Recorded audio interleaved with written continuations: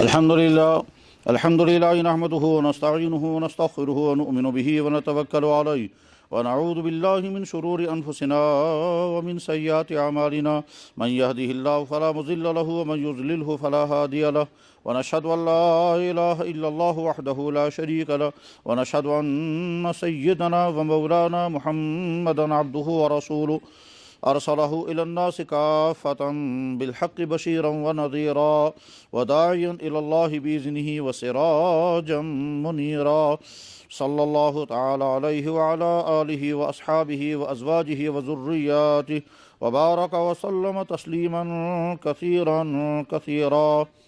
أما بعد فقد قال الله تبارك وتعالى في كتابه العظيم إن الدين عند الله الإسلام.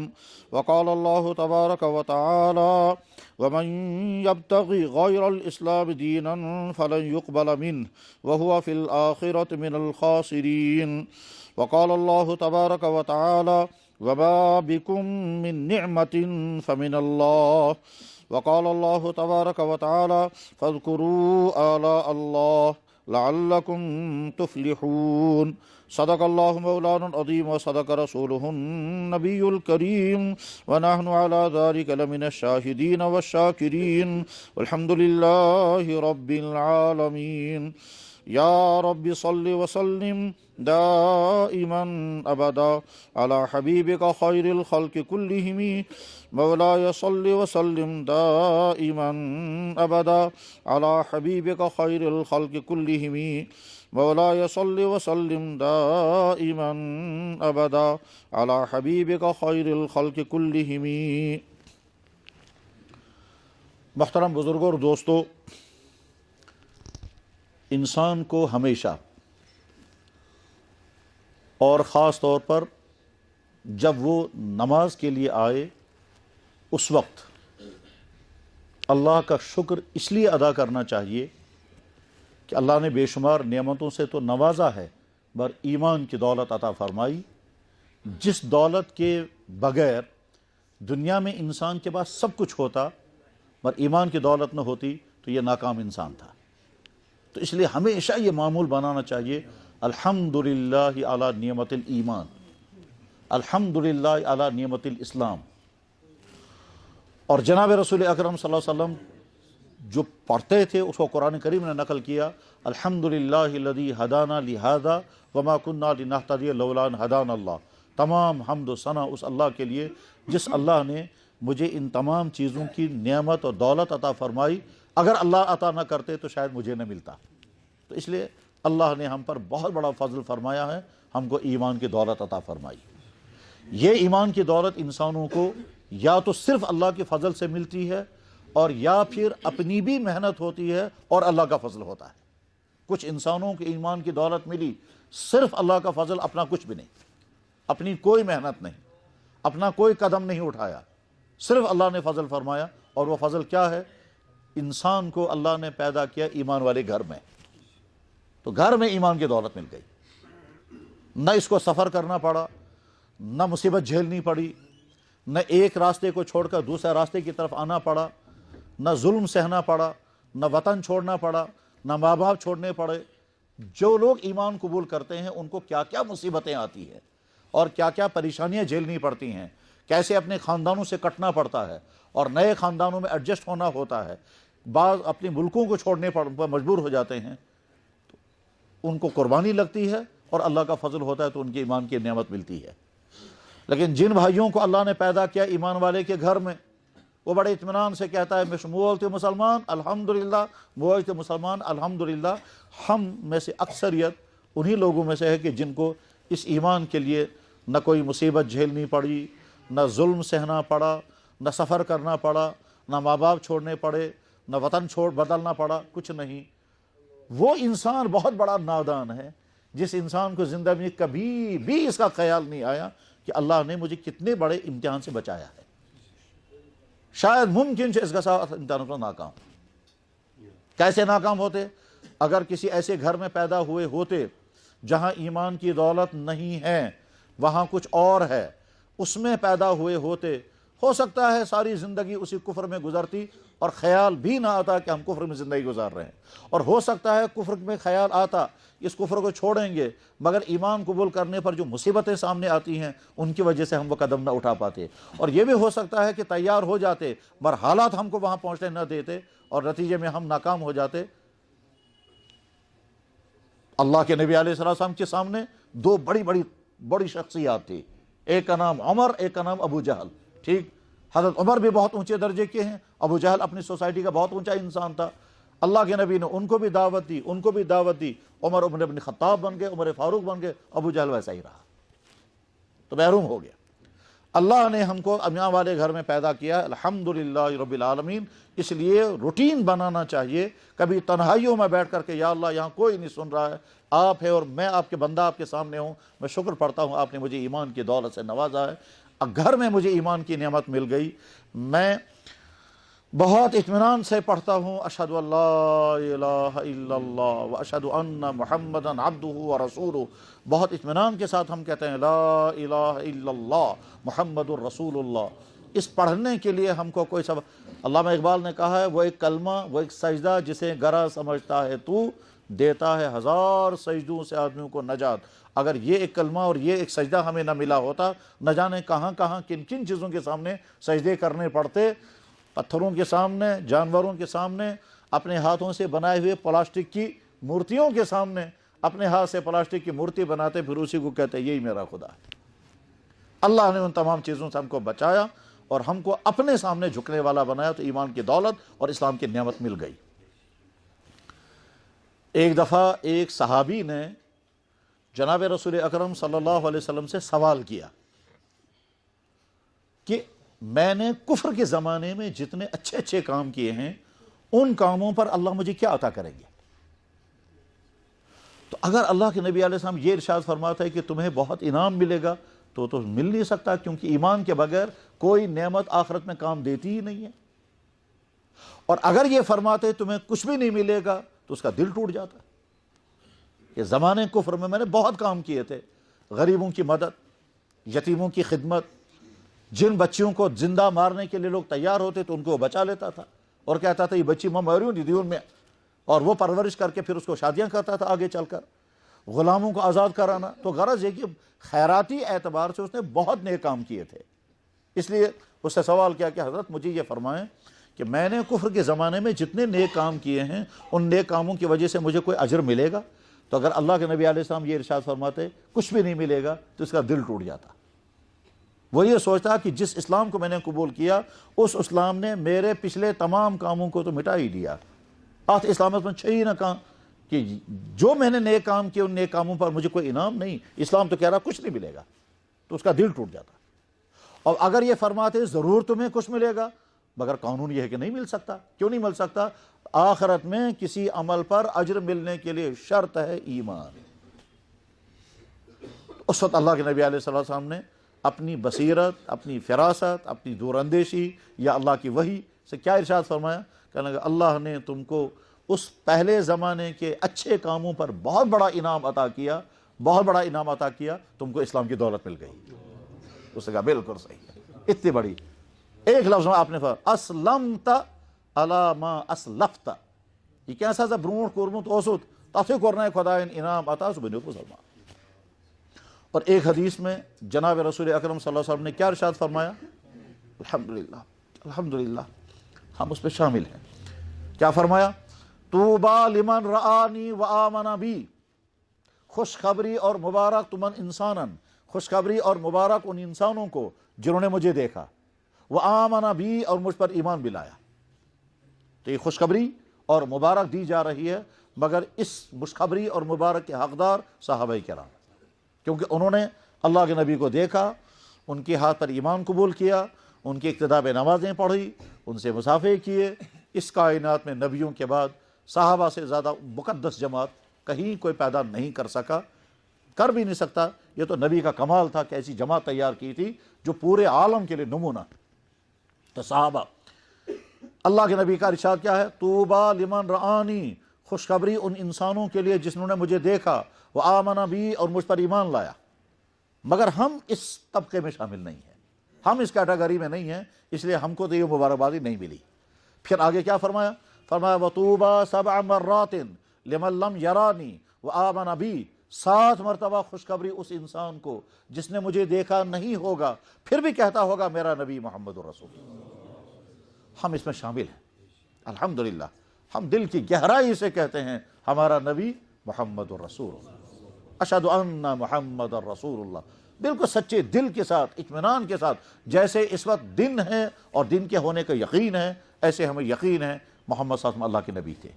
جیسے ہمیں اپنے مرد ہونے کا یقین ہے، جیسے کسی عورت کو عورت ہونے کا یقین ہوتا ہے، جیسے کوئی بیمار ہو اسے اپنی بیمار ہونے کا یقین ہوتا ہے، جیسے کسی کی جیب میں پیسہ ہے اسے یقین ہے میرے جیب میں پیسہ ہے، جیسے کسی کو اپنے افسر ہونے کا یقین ہے، جیسے کسی کو اپنی یقینی بات کا جیسے یقین ہوتا ہے، ایسے ہی ہمیں یقین ہے کہ محمد الرسول اللہ اللہ کے نبی تھے۔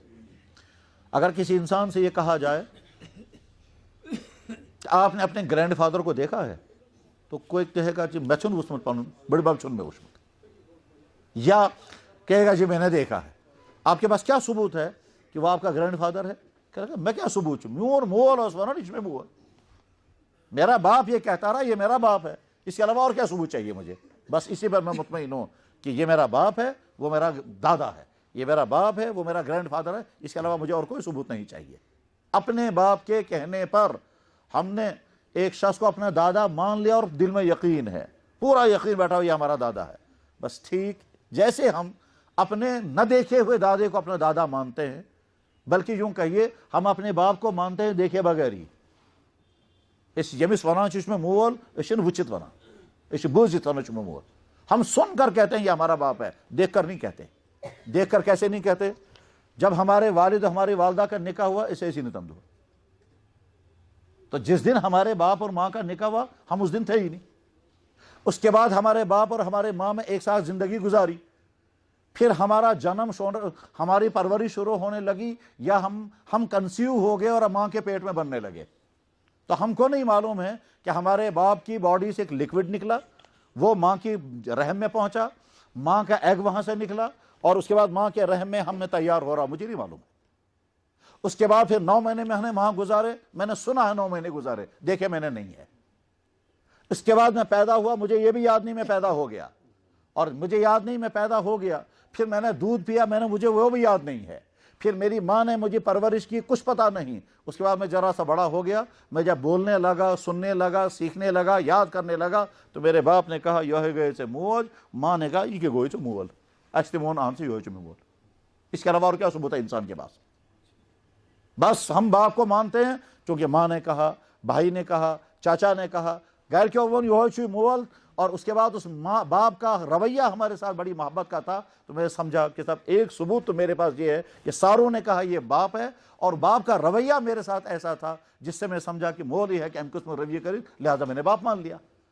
اب اگر کوئی کہے گا جناب آپ ثبوت پیش کرو کہ واقعتاً آپ کے باپ کا سیمن اور آپ کی ماں کا ایگ آپس میں ملا ہے، تب ہم مانیں گے آپ کا یہ آپ کا باپ ہے، کہتا وہ ثبوت نہیں۔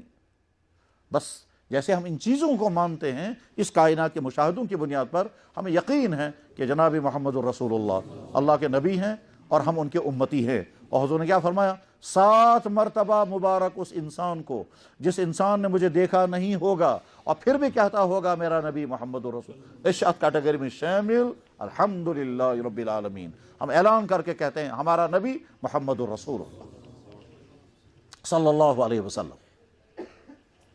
اب جب یہ ایمان کی دولت، اسلام کی دولت ہمیں ملی، تو ہر شخص کی ذمہ داری ہے کہ وہ یہ سمجھے کہ اسلام ہے کیا چیز ہے جو اسلام مجھے کرنے کو کہتی ہے، اور کیا کیا کام ہیں جن سے اسلام مجھے بچنے کو کہتا ہے۔ یعنی اسلام کی تشریح، اسلام کی تفصیل، اسلام کے چپٹرز، اسلام کے کیا کیا چیزیں ہیں، اسلام کا تعارف۔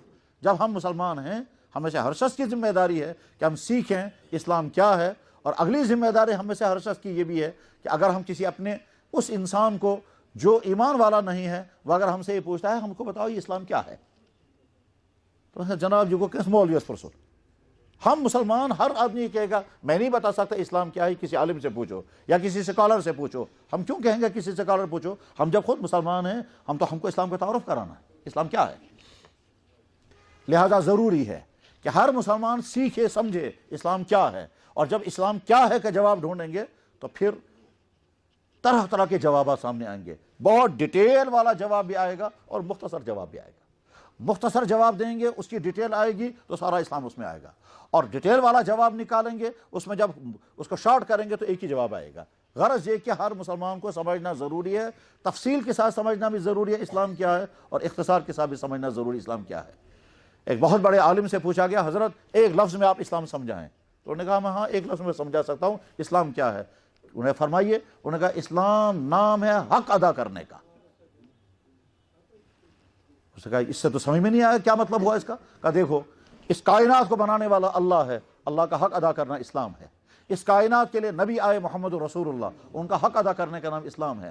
اس کائنات میں ہر شخص کے والدین ہیں، والدین کے حق ادا کرنے کا نام اسلام ہے. اس کائنات میں میاں بیوی بچوں کے ساتھ رہنا ہے، ان کا حق ادا کرنے کا نام اسلام ہے. پڑوسی ہے، اس کا حق ادا کرنے کا نام اسلام ہے.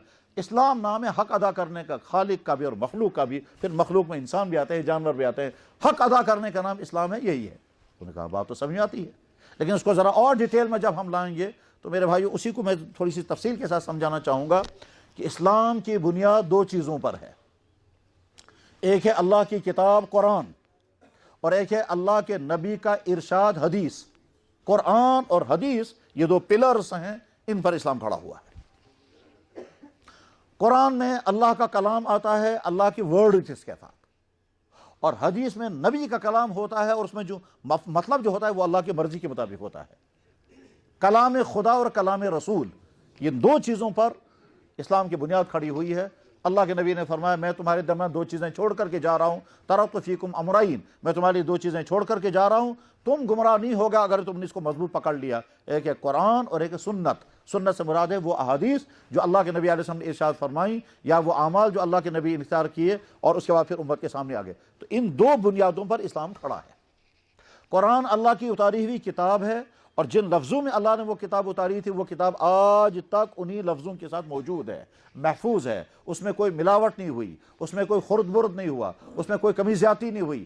ہر ایمان والے کو یہ عقیدہ رکھنا چاہیے کہ قرآن بالکل اصلی اوریجنل حالت میں ہے، اس میں کوئی ملاوٹ، کہیں کمی زیادتی نہیں ہے. قرآن مکمل ہے. جن لفظوں کے ساتھ آیا تھا انہی لفظوں کے ساتھ اللہ کے نبی نے صحابہ کرام کے حوالے کیا. صحابہ کرام نے وہ قرآن پھر تابعین کے حوالے کیا. پھر اس کے بعد آگے تفسیر کرنے والوں نے قرآن کی تفسیریں کی. قرآن کے لفظوں کو آگے چلانے والے حافظوں نے قرآن کے الفاظ کو آگے چلایا، اور قرآن کے قرات کرنے والے قاریوں نے اس کے قرات آگے چلائی. ہوتے ہوتے قرآن ہم تک پہنچا ہے. ایک یہودی کو کہنے کا حق ہے کہ میری تورات اوریجنل نہیں ہے کیونکہ وہ ہے ہی نہیں اوریجنل. ایک عیسائی کو مجبوراً کہنا پڑے گا کہ میری بائبل اوریجنل نہیں کیونکہ وہ اوریجنل نہیں ہے.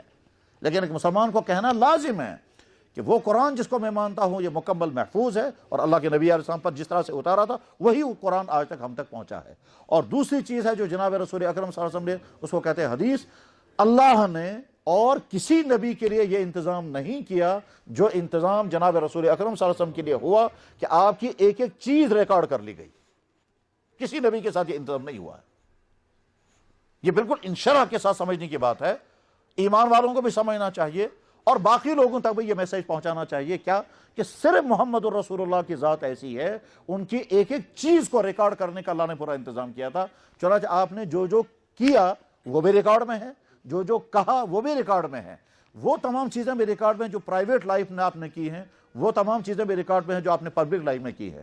جو آپ نے بولا ہے وہ بھی، اور جو آپ نے کیا ہے وہ بھی. اگر آپ نے بولا کچھ نہیں، آپ نے کوئی ایکشن کیا، اس ایکشن کو بھی صحابہ نقل کرتے. پچھوانا حدیث قولی، اور وہ ایک باقاعدہ علم ہے یہ کیا کہ اللہ کا نبی جب کسی کام کو کرے گا تو صحابی اس کو دیکھے گا، اور دیکھنے بعد کہے گا رأیت رسول اللہ صلی اللہ علیہ وسلم فعل کذا، میں نے اللہ کے نبی کو دیکھا یوں کیا، آپ نے یہ کام آپ نے اس طرح سے کیا. ایکشنز کو ریکارڈ کرنے کا عمل صرف جناب رسول اکرم صلی اللہ علیہ وسلم کی ذات کے ساتھ، وہاں اس کو کہتے ہیں حدیث فعلی. چنانچہ حدیث کی کتابوں میں بے شمار حدیثیں ہوتی ہیں، اس میں حضور کا لفظ نہیں ہوتا، اس میں صرف حضور نے کیا. نماز، روزہ، کھانا پینا، مشکلات، قسم قسم کی حدیثیں آئیں گی، اور اس میں ہوتا ہے اللہ کے نبی نے یہ کام اس طرح سے کیا اور ریکارڈ ہوتا. اور اللہ کے نبی نے کوئی بات ارشاد فرمائی زبان سے تو اس کو بھی ریکارڈ کیا گیا. اس کو کہتے ہیں حدیث قولی، اس کو کہتے ہیں حدیث فعلی. ایسا ممکن نہیں کہ اللہ کے نبی نے کوئی کام کیا ہو اور کسی ایک نے دیکھا ہو، چاہے وہ صحابی مرد ہو، چاہے وہ خاتون ہو، چاہے وہ ازواج مطہرات ہوں، اس کو ضرور بیان کر دیتی ہے۔ یہ ہو ہی نہیں سکتا کہ حضور نبی علیہ الصلوۃ والسلام نے کوئی بات کہی، کسی نے سنی اور آگے نہیں چلی۔ یہ ہو ہی نہیں سکتا کہ اللہ کے نبی علیہ السلام نے کوئی کام کیا، کسی نے دیکھا اور اس کو آگے بیان نہ کیا، نہیں، اللہ نے اس کے لیے خصوصی انتظام کیا تھا، اور وہ صحابہ کی جماعت نے سب کچھ ریکارڈ کیا، اسے وہ کہتے ہیں حدیث۔ اور وہ حدیث جب آتی ہے اور جب اس کو حدیث کو پڑھتے ہیں تو پورا اطمینان ہو جاتا ہے کہ صاحب یہ تو بالکل اتھینٹک بات ہے، اس میں تو شک کرنے کی گنجائش ہی نہیں ہے۔ اور وہ اتھینٹک کیسے ہے، اس کی بڑی لمبی تفسیر ہے، وہ عوام کے مجمع سمجھانا مشکل ہے، لیکن بہرحال حدیث تو قرآن اور حدیث، اس قرآن اور حدیث پر پھر جب امت نے محنت کی تو 3 علم کھڑے کیے گئے اس قرآن و حدیث سے۔ ایک علم ہے، اس کو کہتے ہیں علم و عقائد، کہ قرآن اور حدیث کو سامنے رکھ کر کے ایک ایمان والے کو سمجھنا ہے کہ میرے عقیدے کیا ہونے چاہیے، اللہ کی ذات کے بارے میں میرا عقیدہ کیا ہونا چاہیے، اللہ کے نبیوں کے بارے میں میرا عقیدہ کیا ہونا چاہیے، نبیوں سے جن لوگوں نے دین سیکھا صحابہ، ان کے مطابق ہمارا عقیدہ کیا ہونا چاہیے، خود قرآن کے بارے میں ہمارا عقیدہ، تو علم العقائد اسے کہتے ہیں۔ تو عقائد کے اعتبار سے ایمان والے کو صحیح اور پختہ ہونا ضروری ہے، اس لیے ہر مسلمان کی ڈیوٹی ہے، ذمہ داری ہے کہ وہ یہ پوچھے، وہ یہ سیکھے کہ کون کون سی چیز مجھے ماننا ضروری ہے۔ عقیدے میں انسان کو صرف ماننا ہوتا ہے، کرنا کچھ نہیں ہوتا، صرف ماننے کی بات ہے۔ جیسے ہم اللہ کو ایک مانتے ہیں، اللہ کو اس کائنات کا خالق مانتے ہیں، اللہ کو اس کائنات کا مختار کل مانتے ہیں، اس کائنات میں اللہ کے فیصلے کے بغیر کچھ نہیں ہو سکتا۔ دنیا کے تمام انسان اگر کوئی کام کرنا چاہیں اور اللہ کا فیصلہ نہ ہو تو وہ کام نہیں ہو سکتا، اور اللہ تعالیٰ شانو کسی کام کو کرنے کا فیصلہ کر لیں، دنیا کے تمام انسان کو روکنا چاہیں تو نہیں روک سکتے۔ یہ ہم اللہ کے متعلق عقیدہ ہے، یہ مان رہے ہیں ہم، ان اللہ علی کل شیء قدیر، اللہ ہر بندے کے ہر حال سے ہر وقت واقف ہے۔ اللہ جل شانہ دیکھتے ہیں مگر آنکھ نہیں ہے، اللہ سنتے ہیں مگر کان کے ذریعے نہیں، اللہ طاقت چلاتے ہیں مگر اس کے ہاتھ پاؤں نہیں ہے جیسے انسانوں کے ہاتھ پاؤں ہوتے ہیں، نہیں، اللہ ان تمام اعضاء سے پاک صاف ہیں، مگر اللہ دیکھتے بھی ہیں۔ یہ عقائد ہے۔ تو اللہ کے بارے میں ہمیں کیا ماننا ہے، اللہ کے نبیوں کے بارے میں کیا ماننا ہے، اور فرشتوں کے بارے میں کیا ماننا ہے، مرنے کے بعد کی زندگی کے متعلق کیا عقیدہ، اس کو کہتے ہیں عقائد کا بیان۔ تو یہ عقائد بھی سیکھنا ضروری ہے۔ اس کے بعد پھر دوسری چیز جو اس علم قرآن اور حدیث سے ایک دوسرا علم تیار کیا گیا، اس کو کہتے ہیں علم فقہ۔ اس علم فقہ میں کیا ہوتا ہے، ایمان والے پر عبادتیں کون کون سی ہیں اور عبادتوں کا طریقہ کیا ہے، ایمان والا جو ہے وہ اپنی فیملی لائف کیسے گزارے گا، اس کے لیے قانون کیا ہے، ایمان والا جو ہے وہ بزنس کرے گا تو بزنس کا قانون کیا ہے، ایمان والا ملازمت کرے گا تو ملازمت کرنے کا اصول کیا ہے، جو لوگ ملازمت دے رہے ہیں ان کے لیے ضابطے کیا ہیں، جو ملازمت کریں گے ان کے لیے ضابطے کیا ہیں، اور اس ملازمت کے دوران کیا ہو۔ غرض یہ کہ معاملات کی زندگی، اسی طرح سے ایک ایمان والے کا رویہ، بیہیویئر، اخلاق کیسا ہونا چاہیے قرآن و حدیث میں، تو علم فقہ میں یہی چیزیں بیان کی جاتی ہیں۔ اور اس کے بعد ایک تیسرا علم ہے، اس کو کہتے ہیں علم تزکیۃ النفوس، کہ انسان گندگیوں سے پاک ہو جائے اور اعلیٰ درجے کا انسان بن جائے، اس کے دل میں اخلاص ہو، ریا نہ ہو، اس کے دل میں تواضع ہو، تکبر نہ ہو، اس کے دل میں اللہ کی محبت ہو، دنیا کی محبت کم ہو، وہ حق ادا کرنے کی فکر کرتا ہو، وہ نماز پڑھے تو اللہ کے دھیان کے ساتھ نماز پڑھے، اس کو کہتے ہیں استحضار۔ یہ تمام کیفیات کیسے پیدا ہو جائیں گی، اس کے لیے ایک علم وجود میں آیا، اس کو کہیں کہتے ہیں علم تصوف، کہیں کہتے ہیں علم الاحسان، کہیں کہتے ہیں علم تزکیۃ النفوس۔ یہ 3 علم تیار کیے گئے قرآن اور حدیث سے۔ تو اب جب ایمان والا پوچھے گا جی اسلام کسے کہتے ہیں، تو شارٹ لفظوں میں یوں کہیں گے، اسلام نام ہے مسلمان کے عقائد صحیح ہوں، نمبر 2 مسلمان کی عبادات صحیح ہوں، نمبر 3 مسلمان کے اخلاق صحیح ہوں، نمبر 4 مسلمان کی فیملی لائف، معاشرتی زندگی وہ صحیح ہو، سماجی زندگی اس کی صحیح ہو، نمبر 5 مسلمان کی کمائی والی زندگی، اقتصادی زندگی، وہ کما رہا ہے چاہے ملازمت کے ذریعے، چاہے مزدوری کے ذریعے، چاہے وہ بزنس کے ذریعے، چاہے انڈسٹری کے ذریعے، جس ذریعے سے وہ کما رہا ہے، اس کمانے میں اس کا سسٹم کیا ہے، وہ صحیح ہونا چاہیے۔ یہ تو ہے مسلمان کی پرائیویٹ زندگی کا معاملہ۔ مسلمان کے اخلاق، عقائد بھی صحیح ہوں، اعمال بھی صحیح ہوں، اخلاق بھی صحیح ہوں، فیملی لائف اس کی صحیح ہو، اور کمانے کا سسٹم اس کا صحیح ہو۔ یہ 5 شعبے جب مکمل ہو جائیں گے تو اب کہا جائے گا کہ آپ کی پرائیویٹ زندگی جو اسلام کے مطابق ہونی چاہیے وہ صحیح ہوگی۔ اس کے بعد پھر اب اسلام کو اجتماعی طور پر مطلب پورے معاشرے کے لیے اسلام کو کیسے نافذ کرنا ہے، یعنی مسلمانوں کے گھر میں، مسلمانوں کے بازاروں میں، مسلمانوں کے دفتروں میں، مسلمانوں کے ایوانوں میں، مسلمانوں کے حکومتوں میں اسلام کیسے نافذ ہوگا اور اسلام کیسے رائج کیا جائے گا، یہ اگلا چپٹر آئے گا۔ اس کو ذرا اور تفصیل کے ساتھ جب ہم سمجھیں گے تو اختصار کے ساتھ یوں سمجھیں کہ ہمارا عقیدہ کیا ہے کہ اللہ اکیلا اس کائنات کا مالک ہے۔ اس نے اس کائنات کو بنایا، کسی سے مشورہ نہیں، کسی سے مدد نہیں، کسی کے مدد کا وہ محتاج بھی نہیں، نہ اس کو کوئی اس کے فعل کو کوئی روکنے والا ہے، نہ اس کو کوئی مشورہ دینے والا ہے، نہ وہ تھکا، نہ وہ بیٹھا، نہ اس کو بھوک لگتی ہے، نہ اس کو پیاس لگتی ہے۔ وہ جس کو جو چاہے سو دے سکتا ہے، اور اگر نہ دینا چاہے تو کوئی دے نہیں سکتا ہے۔ وہ جس کو چاہے زمین سے اٹھا کر کے فضا تک پہنچائے، وہ کسی کو ذلیل زندگی سے نکال کر کے معزز بنا سکتا ہے، کسی کو معزز زندگی سے اتار کر کے ذلیل کر سکتا ہے۔ وہ اللہ، نہ اس کو نیند آتی ہے، نہ اس کو اونگ آتی ہے، نہ اس کو بھوک لگتی ہے، نہ وہ تھکتا ہے، نہ وہ بیٹھتا ہے، نہ وہ کمزور ہوتا ہے، نہ وہ پریشان ہوتا ہے، نہ اس پر کسی کا دباؤ چلتا ہے، نہ اس کے سامنے نہ اس کو کوئی مشورہ دے سکتا ہے، نہ اس کی تجویز کو کوئی روک سکتا ہے۔ اللہ قادر مطلق، مختار کل، ساتھ میں اللہ بے انتہا رحیم، بے انتہا طاقتور، اس کے رحم کی بھی کوئی حد نہیں، اس کی طاقت کی بھی کوئی حد نہیں۔ یہ اللہ کے بارے میں ہمارے عقیدے ہیں۔ اگر اور تفصیل کے ساتھ سمجھنا چاہیں تو جو 99 نام ہیں وہ دراصل اللہ کا تعارف ہے۔ اللہ رحمان بھی ہے، رحیم بھی ہے، قادر بھی ہے، خالق بھی ہے، مالک بھی ہے، شفیق بھی ہے، معاف کرنے والا بھی ہے، سزا دینے والا بھی ہے۔ معاف کرنا چاہے گا کوئی روک نہیں سکتا، سزا دینا چاہے گا کوئی اس کو روک نہیں سکتا۔ معاف کرنا چاہے گا کوئی اعتراض نہیں کر سکتا۔ چھوٹے گناہ پر بڑی سزا دینا چاہے، دینے کی طاقت ہے، مگر ظلم کبھی نہیں کرے گا۔ اور اگر بڑے سے بڑے گناہ کو معاف کرنا چاہے، اس کو کوئی روک نہیں سکتا ہے۔ اس کی طاقت اس کے قانون سے زیادہ بڑی ہے۔ اللہ فرماتے ہیں میرا قانون یہ ہے کہ شرک کو میں معاف نہیں کروں گا، باقی ہر گناہ کو میں معاف کر سکتا ہوں۔ یہ اللہ کا قانون ہے۔ مگر طاقت اللہ کی یہ ہے کہ بڑے سے بڑے مشرک کو اگر جنت میں لے جائے گا تو کون پوچھ سکتا ہے، کون اعتراض کر سکتا ہے؟ طاقت یہ ہے۔ طاقت میری یہ ہے کہ میں بڑے سے بڑے مشرک کو جنت میں لے جاؤں گا، کوئی اعتراض نہیں کر سکتا، کوئی روک نہیں سکتا۔ قانون میرا یہ ہے کہ جو گناہ کرے گا اس کو میں معاف کر سکتا ہوں، سزا بھی دے سکتا ہوں، ہاں شرک کو میں معاف نہیں کروں گا۔ یہ میرا قانون ہے، طاقت اسے بڑی ہے۔ اللہ کے بارے میں ہمارا عقیدہ یہ ہے۔ اور تفصیل کے ساتھ اگر جاننا چاہیں تو یوں کہیں گے اللہ کے نبی نے اللہ کی ذات کے بارے میں جو تعارف کرایا، ہمارا اس پر یقین ہے، ہمارا اس پر ایمان ہے۔ اور اللہ کا تعارف محمد رسول اللہ سے بہتر کوئی کرا بھی نہیں سکتا۔ کیوں نہیں کرا سکتا؟ اس لیے کہ اللہ نظروں سے چھپی ہوئی ذات ہے، اس کو دنیا میں دیکھ نہیں سکتے، اس سے ملاقات نہیں کر سکتے۔ اس کی طرف سے اگر وہی نبی پر آتی ہے تو وہی آتی ہے، اور ملاقات نبی بھی ہمیشہ نہیں کر سکتے۔ وہ تو معراج میں اللہ کے نبی کی اللہ سے ملاقات ہوئی ہے، اور وہ کس طرح ملاقات ہوئی ہے اس کو اس دنیا میں رہ کر سمجھنا بھی بڑا مشکل ہے، کیونکہ خواب میں اگر کوئی انسان کسی دوسرے کو دیکھتا ہے تو خواب بہرحال خواب ہے، اس کو نہیں کہہ سکتے کہ وہ ایسی ملاقات ہے جیسے دنیا میں ملاقات ہے۔ اللہ کے نبی نے معراج میں اللہ کو دیکھا، مگر اللہ کا تعارف اس سے پہلے بھی کراتے تھے وہ۔ تو اللہ کا تعارف اللہ کے نبی ہی کرا سکتے ہیں، اور قرآن کے ذریعے سے تعارف۔ تو اللہ کے بارے میں ہمارا عقیدہ کیا ہے؟ وہی معبود کامل ہے، وہی خالق، وہی مالک، وہی کائنات چلانے والا، اس کے فیصلوں کو کوئی روکنے والا نہیں۔ وہ ناممکن کے اندر ممکن بنا سکتا ہے۔ اور یہ سب سمجھانے کے لیے اللہ تعالیٰ قرآن کریم میں قسم قسم کے مضامین بیان کرتا ہے۔ وہ قسم قسم کے مضامین بہت ڈیٹیل میں تو نہیں سمجھا سکتا، میں ایک مثال سمجھاتا ہوں۔ اللہ کی قدرت، جب وہ اللہ فیصلہ کرتے ہیں میں کیا کروں گا تو کیسے کرتے ہیں۔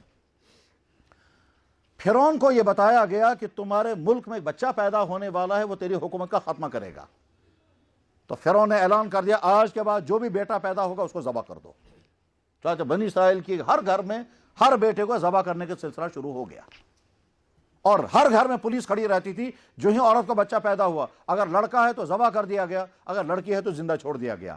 اسی میں حضرت موسیٰ علیہ السلام کو پیدا ہونا ہے۔ حضرت موسیٰ علیہ السلام پیدا ہوئے تو اس کی والدہ کو فکر ہو گئی کہ پولیس والے آئیں گے، فرعون کے کارندے، اور وہ بچے کو لے جا کر کے مار دیں گے۔ اس لیے اس کے ذہن میں اللہ نے ڈالا۔ قرآن نے تو کہا ہم نے وہی کی، قرآن نے تو کہا ہم نے اس پہ وہی کی، لیکن وہی نبی پر آیا کرتی ہے۔ وہی کی کون سی قسم تھی، وہ طریقہ کیا تھا، وہ اللہ کے علم میں ہے۔ لیکن بہرحال اللہ تعالیٰ فرمانا میں نے موسیٰ کی والدہ کے دل میں یہ بات ڈال دی، تم اپنے بچے کو دریا میں ڈال دو۔ چنانچہ ماں نے اس بچے کو ایک صندوق میں بند کیا اور صندوق دریا میں ڈال دیا۔ اگر صندوق کو بند رکھیں گے تو سانس گھٹ جائے گا، اگر صندوق کو کھلا رکھیں گے تو خطرہ ہے پانی اندر چلا جائے گا اور صندوق ڈوب جائے گا۔ ٹھیک، اب حضرت موسیٰ علیہ السلام کی والدہ نے اس بچے کو صندوق میں رکھا اور صندوق پانی میں ڈال دیا۔ اب پانی میں چلنے لگا صندوق۔ والدہ بہرحال ماں ہے، وہ تو چونکہ ماں تھی اس لیے اپنی بیٹی سے کہا بیٹی تم دیکھتے رہو کنارے کنارے سے یہ صندوق کہاں جائے گا. چنانچہ صندوق آگے چلتا رہا یہاں تک کہ وہ اس جگہ سے گزرا جہاں فرعون اپنی بالکونی پہ بیٹھ کر کے نظارہ کر رہا تھا. اس کی بیوی بھی وہیں پاس تھی. پولیس والے سے اس نے کہا کہ دریا میں کوئی صندوق جا رہا ہے یہ اٹھا کر کے لاؤ. چنانچہ وہ صندوق اٹھا کر کے لایا اور جب کھول کر کے دیکھا اس میں بچہ نکلا. جس سے بچانا ہے اللہ نے وہیں پہنچا دیا. جس کا آرڈر نکل رہا ہے بچوں کو ذبح کر دو اسی گھر میں بچہ پہنچ گیا. اب جب صندوق میں سے اندر بچہ نکل گیا تو ظاہر فرعون فوراً سمجھ گیا ہوگا کہ یہ کسی عورت کا بچہ پیدا ہوا ہے, بچانے کے غرض سے اس نے دریا میں ڈال دیا. تو اس کو کیا آرڈر دینا چاہیے تھا؟ سنون سے ماری اس کو مار دو اس کو بھی. مگر اس کی بیوی کیا کہتی ہے؟ خبردار ہاتھ مت لگانا, یہ تو میری آنکھوں کی ٹھنڈک اور تمہاری آنکھوں کی بھی ٹھنڈک ہے. قرۃ عینی لی ولک, یہ چھُ میانہ اشمتک شہجار چانہ خٲطرٕ شہجار, یہ آنکھوں کی ٹھنڈک تمہارے لیے. میں قرآن میں ہے, یہ قرآن کریم میں ہے. فرعون نے کہا نہیں نہیں یہ تو حالات تم کو معلوم ہے, کوئی بچہ پیدا ہونے والا وہ میری حکومت کا خاتمہ کرے گا. کسی عورت نے بچہ دریا میں ڈال دیا ہے, کہیں یہی نہ ہو. وہ اس نے کہا سوال ہی نہیں پیدا ہوتا, وہ ہوگا کوئی بچہ ہوگا, وہ تو ویسے زندہ بھی نہیں ہوگا, وہ تو مر چکا ہوگا. ہزاروں بچوں کا مار چکے ہو, 40,000 بچے مار دیے تھے. قرآن میں ہے یستحیون یذبحون ابناءہم, ذبح کرتے تھے ان کے بچوں کو, اور یستحیون نساءہم, ان کے عورتوں کو زندہ چھوڑتے تھے. بہرحال بچہ ان کے گھر میں. فی الحال سب سے پہلا مسئلہ پیدا ہو بچے کو دودھ پلانے کا. تو لاؤ جو عورتوں کو کوئی عورت اس کو دودھ پلانی چاہیے. اب ایک عورت کو لایا گیا بچہ دودھ ہی نہیں پیتا, دوسری عورت کو لایا گیا بچہ دودھ نہیں پیتا, دودھ نہیں پی رہا ہے بچہ, یہاں تک کہ تنگ آ گئے. ادھر سے ماں نے اپنی بیٹی سے کہا تم جا کر کے دیکھو اس بچے کا کیا ہوا. انہوں نے کہا جی بچہ تو محل میں اندر چلا گیا, اندر مجھے کہاں جانے دیں گے. کہا کوشش کرو کسی نہ کسی طرح سے.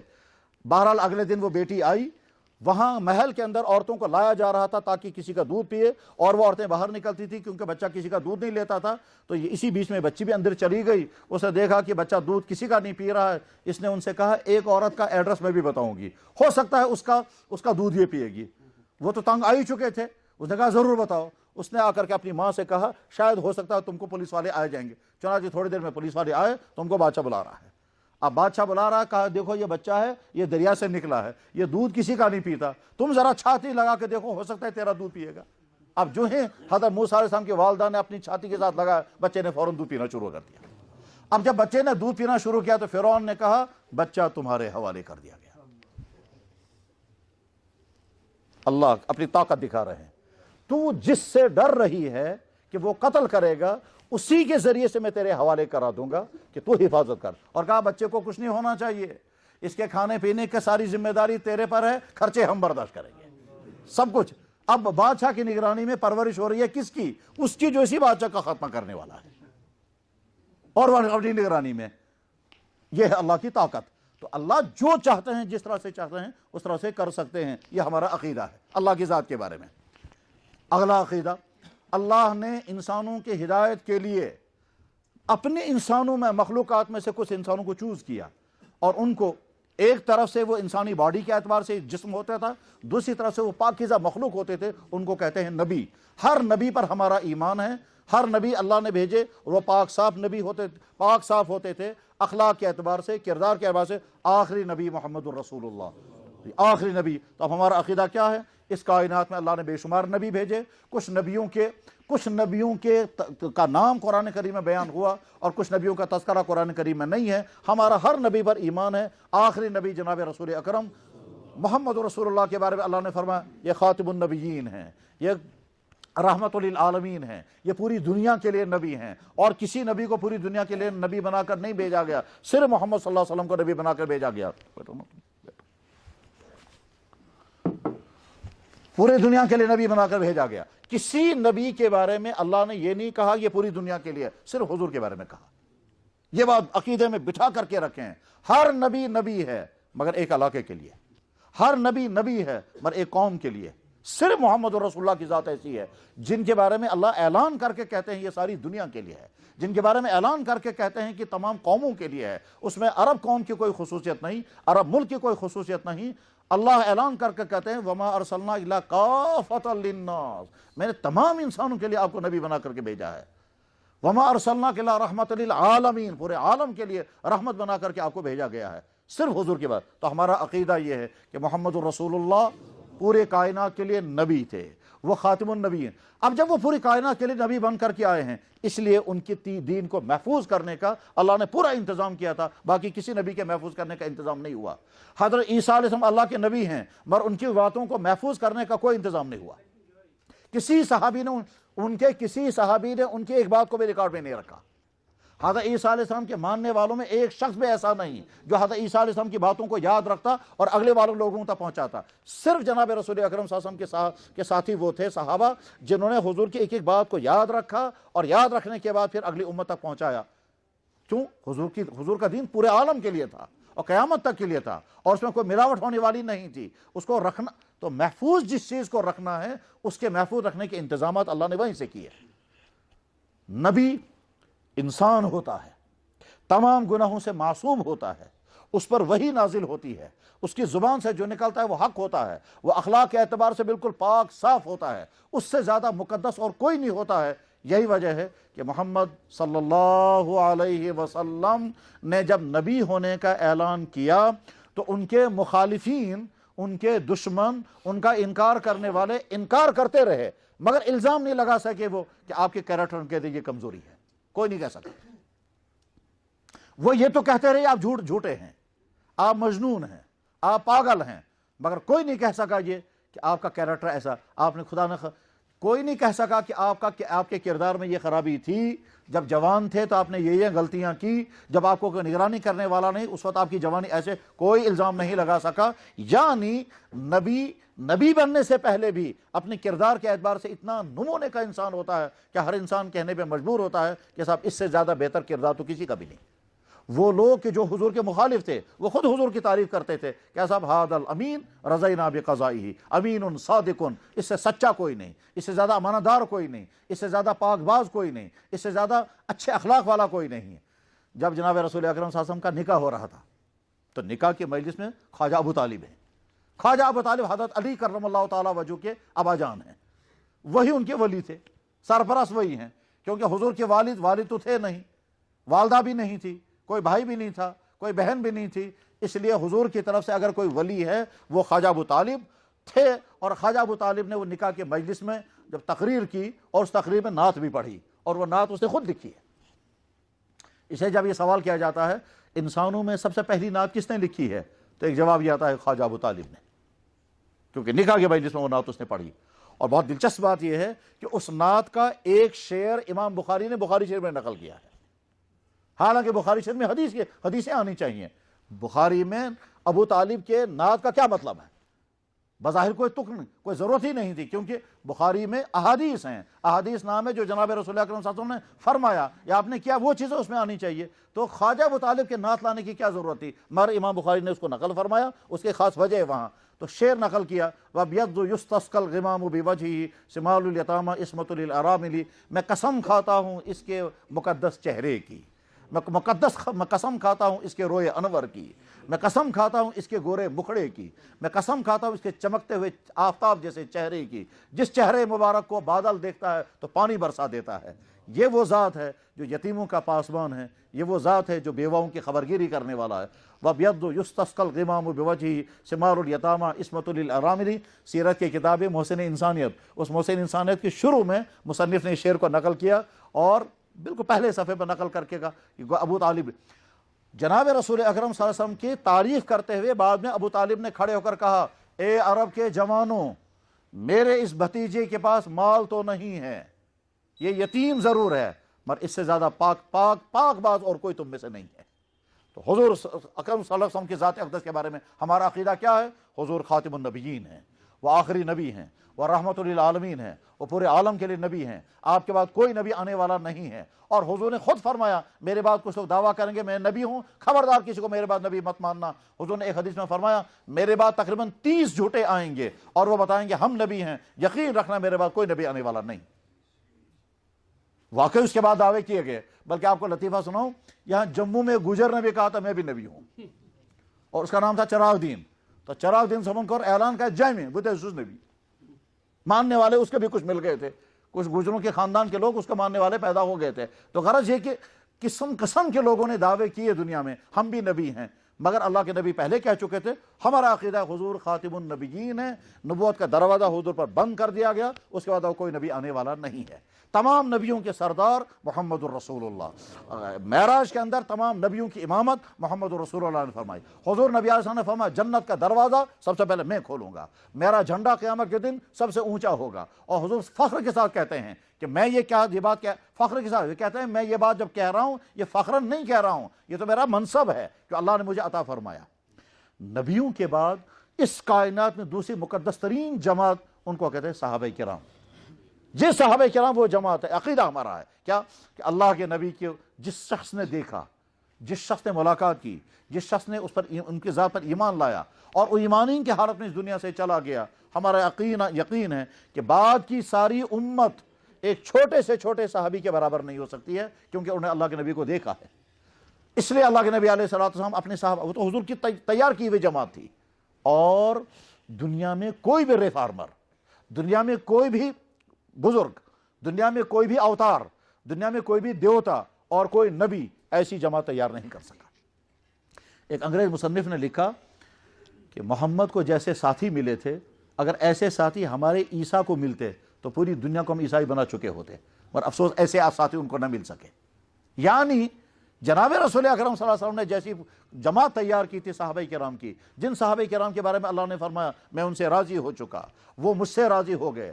اللہ نے فرمایا اگر تمہارا ایمان ان جیسا ہوگا تب میں قبول کروں گا، ورنہ نہیں۔ تو صحابہ کرام وہ مقدس جماعت ہے جو اس کائنات میں نبیوں کے بعد سب سے مقدس، یہ ہمارا یقین ہے اور ہمارا عقیدہ۔ مگر صحابہ نبیوں جیسے معصوم نہیں ہیں، معصوم تو نبی ہوتا ہے، صحابی ہوتا ہے، مگر وہ گناہوں سے معصوم محفوظ تھے۔ اللہ نے ان کے ذریعے سے دین امت کے حوالے کر دیا، یعنی یوں کہیے امت اور نبی کے درمیان جو کنیکشن ہے وہ صحابہ کے ذریعے سے ہے۔ اسی لیے حضرت شاہ ہمدان رحمہ اللہ تعالیٰ نے جب یہاں اسلام پہنچایا، اور اسلام پہنچانے کے بعد پھر جب یہاں اوراد شروع کرائی، اس اوراد میں دراصل کچھ عقیدوں کا اعلان کرنا تھا۔ اس لیے وہ کیا اعلان کرنا؟ رضینا باللہ تعالی ربًا، ہم اللہ کو اپنا رب مانتے ہیں، وبالاسلام دینًا، اسلام ہمارا دین ہے، وبمحمد نبیًا ورسولاً، اور محمد صلی اللہ علیہ وسلم کو نبی مانتے ہیں، وبالقرآن امامًا، اور قرآن کو اللہ، وبالقرآن امامًا، قرآن کو امام مانتے ہیں، وبالکعبۃ قبلۃً، وبالصلاۃ فریضۃً، ہمارا قبلہ خانہ کعبہ، نماز ہر پر فرض ہے۔ اس کے بعد آگے فرمائیں وبالصدیق، وبالفاروق، وبذی النورین، وبالمرتضیٰ ائمہ، ہم ان صحابہ کرام کو اسی ترتیب کے ساتھ اپنا امام مانتے ہیں، خلفائے راشدین، خلافت راشدہ۔ اور اللہ نے جن 10 صحابہ کو دنیا میں ہی جنتی ہونے کی خوشخبری سنائی، ان میں نمبر 1 پر یہی 4 صحابہ کرام۔ صحابہ کے بعد آگے جماعتیں آئیں، ایک جماعت محدثین کی ہے، ان محدثین کا امت پر احسان ہے، انہوں نے سارا حدیث کا ریکارڈ جمع کر دیا۔ ایک جماعت فقہا کی ہے، انہوں نے اسلامی قانون تیار کر دیا، اسلامی قانون، اور اس کی بنا پر ہم اطمینان کے ساتھ کہتے ہیں اسلامی قانون، طلاق کا قانون یہ ہے، نکاح کا قانون یہ ہے، بزنس کا قانون یہ ہے، رینٹ کا قانون یہ ہے، زمینداری کا قانون یہ ہے، حکومت چلانے کا قانون یہ ہے، حکومت معزول کرنے کا قانون، وہ سارا قانون بیان کرنے والا کون سا طبقہ؟ فقہائے کرام ہیں۔ ان فقہائے کرام میں امام ابو حنیفہ، امام مالک، امام شافعی، امام احمد بن حنبل، امام لیث بن سعد، امام اوزاعی، امام ابو یوسف، امام مزنی، سینکڑوں امام ہیں، جن سینکڑوں اماموں میں سے 4 بڑے بڑے امام تھے، باقی ان کے دوسرے ماننے والے تھے۔ تو فقہا کا ہم پر احسان ہے۔ اسی طرح سے چوتھا طبقہ ہے، ان کو کہتے ہیں اولیاء کرام، جن اولیاء کرام کا مقصد کیا ہوتا ہے؟ انسانوں کی روحانی تربیت، انسانوں کی روحانی تزکیہ اور تربیت کا مطلب ایک انسان کو اللہ نے نعمتیں عطا کی، ان نعمتوں کی بنا پر کبر پیدا ہو گیا، یہ کبر کیسے دور ہو جائے؟ ایک انسان نماز پڑھتا ہے مگر نماز میں دھیان نہیں رہتا، اس دھیان کو پیدا کرنے کے لیے کیا محنت کرنی پڑے گی؟ ایک انسان کو اللہ نے سب کچھ عطا کیا پھر بھی اس کے اندر حسد ہے، یہ حسد کیسے دور ہوگا؟ ایک انسان اعمال کر رہا ہے مگر وہ ریاکاری میں مبتلا ہے، یہ ریاکاری کیسے دور ہو جائے گی؟ غرض یہ کہ جو اخلاقی خرابیاں ہوتی ہیں، اخلاقی بیماریاں، ان اخلاقی بیماریوں کا علاج اصل میں صوفیاء کرام کے ذریعے سے ہوتا ہے۔ یہ ہیں وہ طبقے جن طبقوں کے امت پر احسانات ہیں۔ ہم اولیاء کو اولیاء مانیں گے، ان کو خدا نہیں مانیں گے، مگر ان کی توہین بھی نہیں کریں گے۔ ہم صحابہ کو صحابہ مانیں گے، وہ نبی کے درجے میں نہیں ہیں مگر بعد کی ساری امت سے افضل درجہ انہی کا ہے۔ اور انبیاء علیہ السلام کو انسان مانیں گے، اور ساتھ میں یہ کہیں گے اس کائنات میں گناہوں سے معصوم، گناہوں سے معصوم انبیاء علیہ السلام کی ذات ہے۔ ہم یہ یقین رکھتے ہیں کہ مرنے کے بعد زندہ ہونا ہے، ہم یہ یقین رکھتے ہیں کہ مرنے کے بعد تمام اعمال کا حساب دینا ہے، اور اعمال قیامت کے دن تولے جائیں گے، اور ترازو بھی ہوگی، اور فرشتے وہاں ہوں گے، یہ ہمارا یقین ہے۔ ہم یقین کرتے کرتے ہیں کہ مرنے کے بعد قبر میں جب ڈالا جائے گا تو یا تو وہاں عذاب ہوگا یا ثواب ہوگا. اگر ثواب ہوگا تو اطمینان والی زندگی ہوگی, اور اگر عذاب والی قبر تو عذاب قبر بھی ہوگا. اور پھر جب قیامت قائم ہو جائے گی تو تمام انسانوں کو زندہ کیا جائے گا, اور تمام انسان زندہ ہوں گے. اس دنیا میں جو انسان جس طرح سے تھا اسی طرح سے وہاں اٹھے گا, جیسی شکل تھی ویسی شکل. اور قیامت میں میدان حشر میں پہنچنا ہے, وہاں اعمال کا حساب ہوگا. اللہ بعض بندوں کو حساب و کتاب کے بغیر, کچھ کو جنت میں ڈال دیں گے, کچھ کو جہنم میں, حساب و کتاب کے بغیر. امت کا بہت بڑا طبقہ وہ ہے کہ جو حساب و کتاب کے بغیر جنت میں جائے گا, اور انسانوں کا بہت بڑا طبقہ وہ ہے جو حساب و کتاب کے بغیر جہنم میں جائیں گے. کیوں؟ ان کے پاس کوئی نیکی ہوگی ہی نہیں, تو سیدھے جہنم میں. اس کے بعد امت کے بیچ میں بچے گی جن کے پاس اچھے اعمال بھی ہوں گے اور گناہ کے اعمال بھی ہوں گے. ان کو تولا جائے گا, اور تولنے کے بعد پھر ان کے متعلق فیصلہ کیا جائے گا. مگر اللہ کو اس کی طاقت بھی ہے کہ گنہگار سے گنہگار انسان کو معاف کر دے اور جنت میں پہنچا دے, اور اس کی طاقت بھی ہے کہ چھوٹے سے گناہ پر پکڑ کر لیں اور پکڑنے کے بعد آگے جانے نہیں دیں گے. طاقت یہ بھی ہے اور یہ بھی ہے. حدیثوں میں اس کی تفصیل بہت تفصیل آتی ہے کہ کس طرح سے اللہ تعالیٰ شانو قیامت کے دن حساب و کتاب. اس کے بعد پھر جنت بھی ہے اور جہنم بھی ہے. جنت دائمی, جہنم بھی دائمی. جہنم میں صرف عذاب اور جنت میں صرف انعام. یہ تمام ہمارے عقائد ہیں. ان عقائد کے ساتھ ساتھ ہمارا یقین یہ بھی ہے کہ اللہ نے جتنی کتابیں دنیا میں بھیجی تھیں, وہ 4 بڑی کتابیں ہیں, باقی چھوٹی چھوٹی کتابیں, وہ تمام کتابیں اللہ کی کتابیں تھیں. مگر ان کتابوں میں کوئی کتاب آج محفوظ نہیں ہے. ایک ہی کتاب محفوظ ہے, وہ قرآن کریم. تو قرآن کے بارے میں ہمارا عقیدہ یہ ہے کہ اللہ کی بھیجی ہوئی کتاب ہے, محفوظ ہے, اسی لینگویج میں ہے, انہی ورڈز کے ساتھ ہمارے پاس موجود ہے. اس میں کوئی ملاوٹ نہیں, کوئی کمی زیادتی نہیں, زیر زبر بھی ادھر نہیں ہوا. ساتھ میں ہمارا عقیدہ ہے کہ اللہ کے مخلوق ہے, ان کو کہتے ہیں فرشتے. وہ فرشتے دنیا میں نظر تو نہیں آتے ہیں, مگر اللہ کے مخلوق ہے. وہ فرشتے ہزاروں قسم کے ہیں.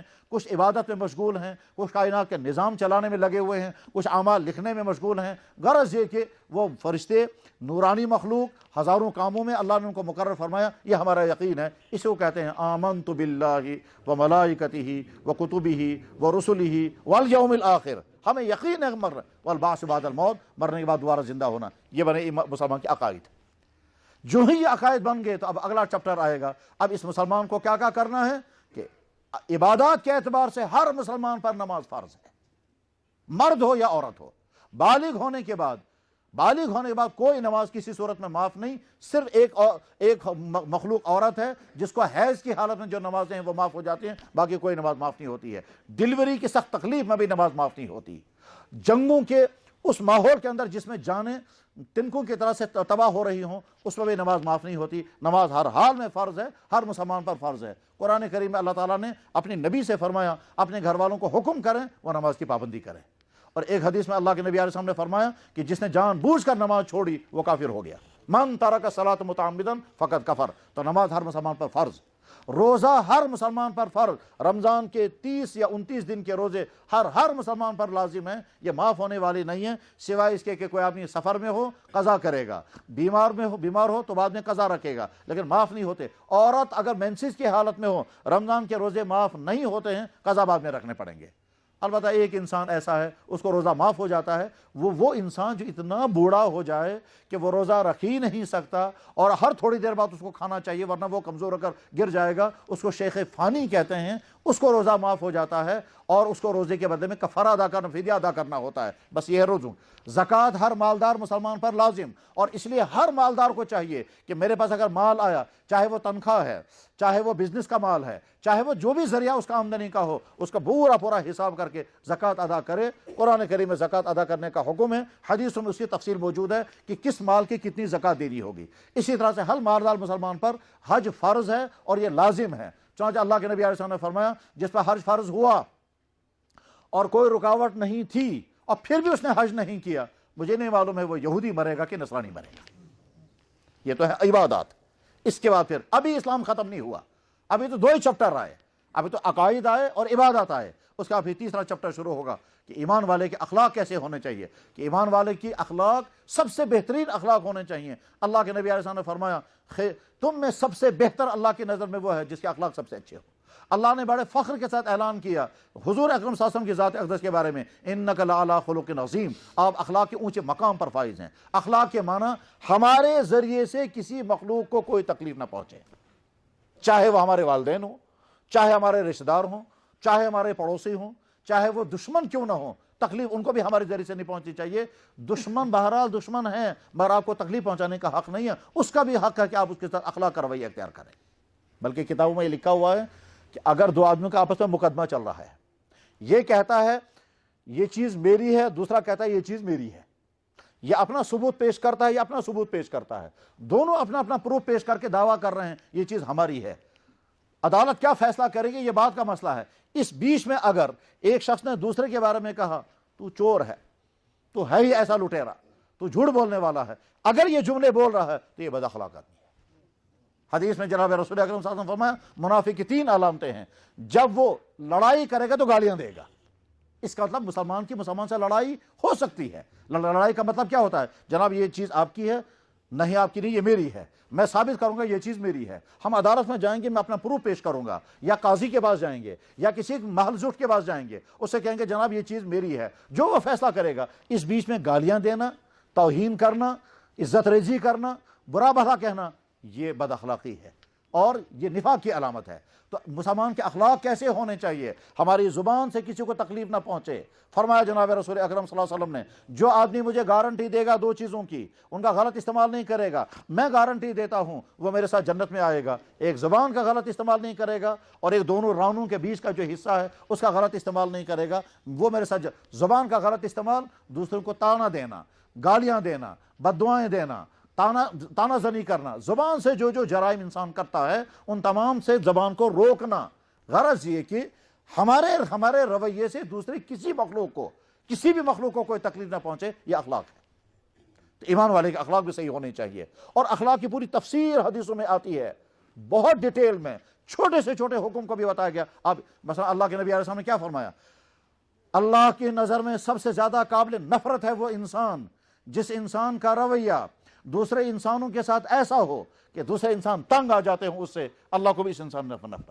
اب غض الرجال الی اللہ العلد الخصم، اللہ کی نظر میں سب سے زیادہ مبغوض قابل نفرت ہے وہ انسان جو دوسروں کے ساتھ ایسا رویہ اختیار کرتا ہو جس سے دوسرے لوگ تنگ آ جاتے ہوں، جس سے دوسرے لوگ بچنے کی فکر کرتے ہوں۔ اس کا مطلب یہ ہے کہ اللہ کے نبی علیہ السلام یہ چاہتے ہیں کہ ہمارا رویہ اتنا اچھا ہو کہ ہم اچھے باپ بنیں، اچھا بیٹا بنیں، اچھا بھائی بنیں، اچھا شوہر بنیں، اچھا پڑوسی بنیں، اچھے افسر بنیں، اچھے ملازم بنیں، اچھے کسٹمر بنیں، ہم جہاں ہیں اتنے اچھے ہوں کہ باقی لوگ کہنے چاہیے اس سے اچھا کوئی انسان ہو ہی نہیں سکتا۔ یہ اخلاق تو کتاب اللہ۔ اگر کسی انسان کے عقائد بھی صحیح ہیں اور کسی انسان کی عبادات بھی مکمل ہے، مگر اگر اخلاق صحیح نہیں ہے تو قیامت کے دن پکڑا جائے گا۔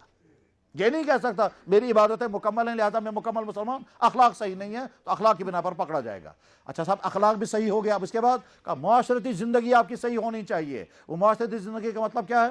آپ کے اپنے ماں باپ کے ساتھ تعلقات صحیح ہونے چاہیے، آپ اپنی بیوی بچوں کے ساتھ تعلقات صحیح رکھیں گے، ان کے جتنے حقوق ہیں وہ حقوق آپ ادا کریں گے، کسی کی حق تلفی نہیں کریں گے۔ اس کو کہتے ہیں فیملی لائف، جو نکاح سے سٹارٹ ہوتی ہے، نکاح، اس کے بعد پھر نفقات، پھر بیوی بچوں کے خرچے، ان کی تربیت، ان کے لین دین کا معاملات، اور وراثت گھروں میں کیسے تقسیم ہوگی، اور گھروں کے رہن سہن کیسے ہوگا، اس پورے کے بارے میں ہمارے اسلام نے جو کچھ کہا ہے اس کو سیکھنا ضروری ہے۔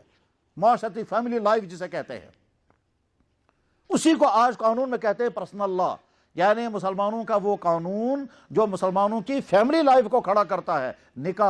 نکاح کے نتیجے میں لازم ہونے والے حقوق، شوہر پر کیا حق ہے، بیوی پر کیا حق ہے۔ اللہ کے نبی علیہ السلام نے کیا فرمایا؟ وہ عورت جو 4 حق ادا کرے گی وہ جنت کے جس دروازے میں چاہے گی جا سکتی ہے۔ اللہ کا حق ادا کرے، اپنے شوہر کا حق ادا کرے، اپنی عصمت کی حفاظت کرے، اور اپنے شوہر کے مال کی حفاظت کرے، جنت کے جس دروازے میں چاہے گی جائے گی۔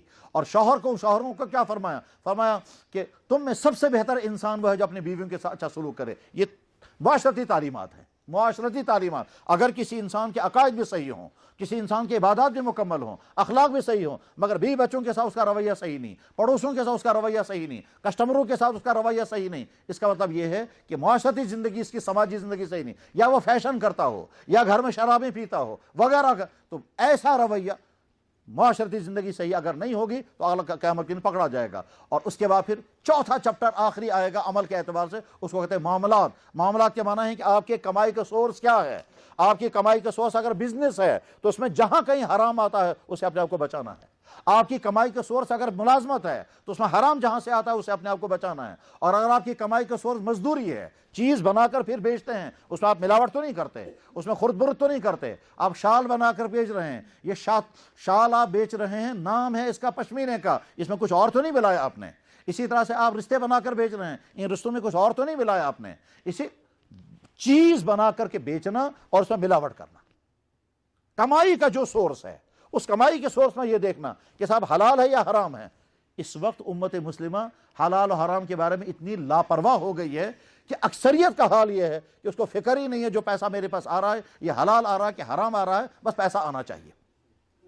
آج ہی صبح مجھے ایک شخص بتایا، کہنے لگا صاحب ہم حیران ہو گئے کہ ڈاکٹر ہسپتال میں ڈاکٹر صاحب نے ٹھیک چیز منگوائی 100 روپے کی اور لسٹ میں دکھایا اس کو 1000 روپیہ، کیونکہ 100 روپے کی چیز آتی ہے ڈپلیکیٹ اور 1000 روپے کی آتی ہے اوریجنل۔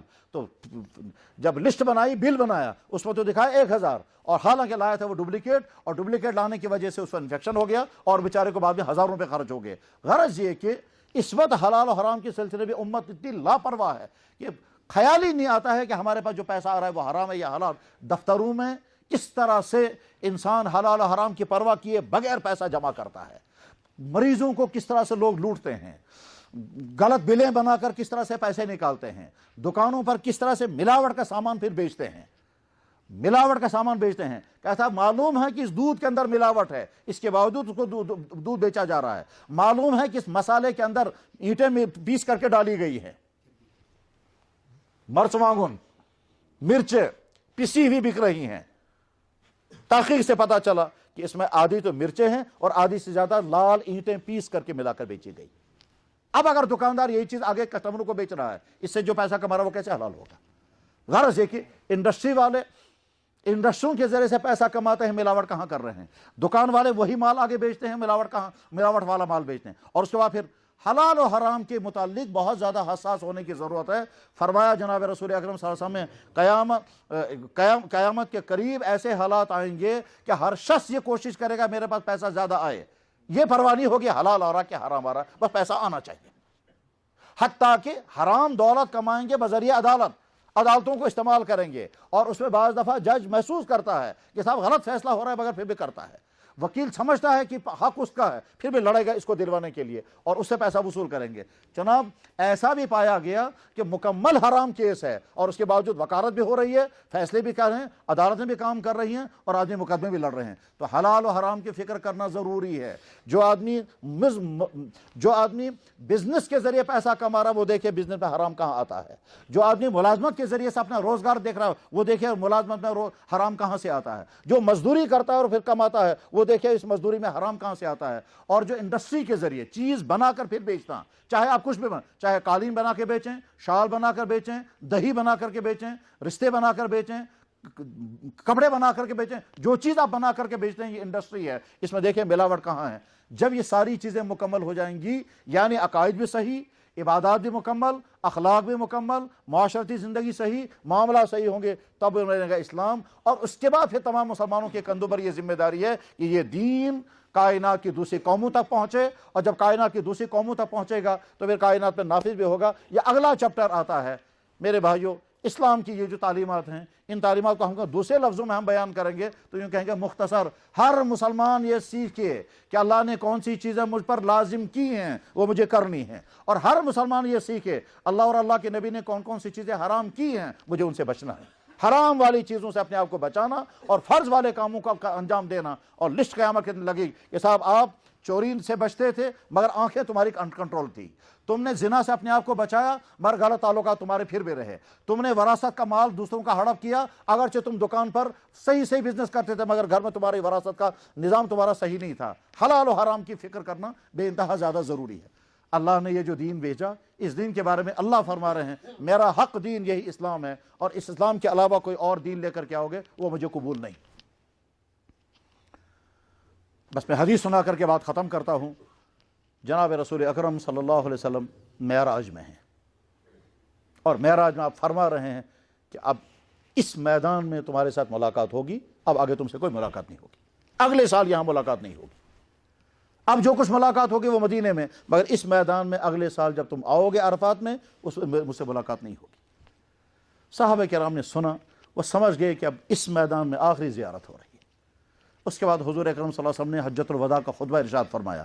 اس خطبے کے ارشاد کے بعد اخیر میں فرمایا، لوگوں میں تم سے پہلے اس دنیا سے رخصت ہونے والا ہوں۔ ایھا الناس انی فرضتکم علی الحوض، لوگوں میں تم سے پہلے رخصت ہونے والا ہوں۔ پھر فرمایا، جب تم قیامت میں میرے سامنے آؤ گے تو میں دوسری قوموں پر فخر کروں گا میری امت کے لوگ کتنے اچھے، مگر ایسا نہ ہو کہ تم ایسی حالت میں میرے پاس پہنچو کہ تمہاری وجہ سے مجھے وہاں شرمندگی اٹھانی پڑے۔ ایسے حال میں مت آنا۔ اور شرمندے کے لفظ نہیں، حضور نے بہت سخت لفظ استعمال فرمایا، اس لفظ کا ترجمہ کرنا بھی مشکل ہے، سخت لفظ استعمال کیا، اس لفظ کا ترجمہ نہیں کرتے۔ میں مثال سے اس ترجمے کو بتاؤں گا، دوسری مثال سے، تاکہ اس ترجمہ سمجھ میں آ جائے حضور نے کیا لفظ بولا ہے۔ باپ اپنے بیٹے سے کہتا ہے، بیٹا میں نے بڑی محبت سے تم کو پالا پوسا جوان کیا، حلال کمائی سے، کبھی تم کو حرام نہیں کھلایا، کوئی برا کام میں نے نہیں کیا، عزت کی زندگی گزاری ہے، سارا ماحول مجھے جانتا ہے، سارے معاشرے کے لوگ میری عزت کرتے ہیں، خبردار ایسی کوئی غلطی مت کرنا کہ اس کی وجہ سے میرا چہرہ کالا ہو جائے، ایسی غلطی مت کرنا کہ میں یہ بتس ہائے متنا، میرا چہرہ کالا ہو جائے، میں یہ بتس ہائے متنا۔ یہ باپ کہہ رہا ہے اپنے بیٹے سے، بات صحیح ہے۔ یہی بات جناب رسول اکرم صلی اللہ علیہ وسلم نے فرمائی کہ ایسے اعمال لے کر کے مت آنا کہ قیامت کے دن وہاں میرے ساتھ ایسا ہو۔ علامہ اقبال نے اسی مفہوم کو ادا کیا تھا، کیا کہ اے اللہ قیامت کے دن جب آپ میرا حساب لیں گے تو حضور کے سامنے میرا حساب نہیں لینا، کیونکہ وہاں حضور کے سامنے جب میرا حساب لیا جائے گا حضور کہیں گے میرا امتی اقبال کیسا۔ اس لیے ہم ایسی زندگی لے کر نہیں جائیں گے کہ قیامت کے دن اللہ کے نبی فرمائیں گے تم کیا جوانی لے کر آئے، تمہارے تو زندگی گناہوں سے ڈوبی ہوئی ہے، تم تو چہرہ تمہارا کالا ہے، تم میری امتی تھے، میرا امتی کیا لے کر کے آیا۔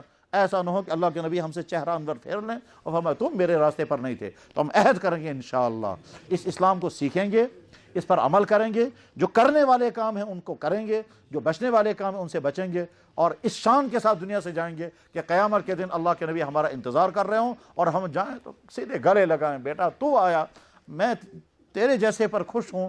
ایسا نہ ہو کہ حضور فرمائیں گے تم میرے راستے پر نہیں تھے، تم تو کسی اور کے نقش قدم پر تھے، تمہارے عقائد صحیح نہیں، تمہاری عبادتیں صحیح نہیں، تمہارے اخلاق صحیح نہیں، تمہارا رویہ صحیح نہیں، تم گناہوں سے بچے نہیں، تم نے تو گناہوں کا انبار لے کر کے آئے ہو، اب میرے پاس کیوں آئے۔